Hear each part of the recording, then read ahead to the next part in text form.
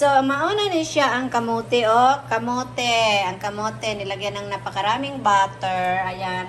Ang isa ka galon nga butter na urot. Ayan. Isa ka galon butter. 400 milligram. Zero cholesterol. Mauna siya. Dinapay white sugar. O, kani siya, white sugar. Ibuhos po ni siya tanan diha. After this, butter, lagyan naman ng sugar na isang ganon. Yan. 1 kilo yan, dalawa yata. And then after that, lalagyan pa ng, give me the syrup. So these are the ingredients. Ayan. Potato, butter, white sugar, at ito. Yan. Ilagay din ito.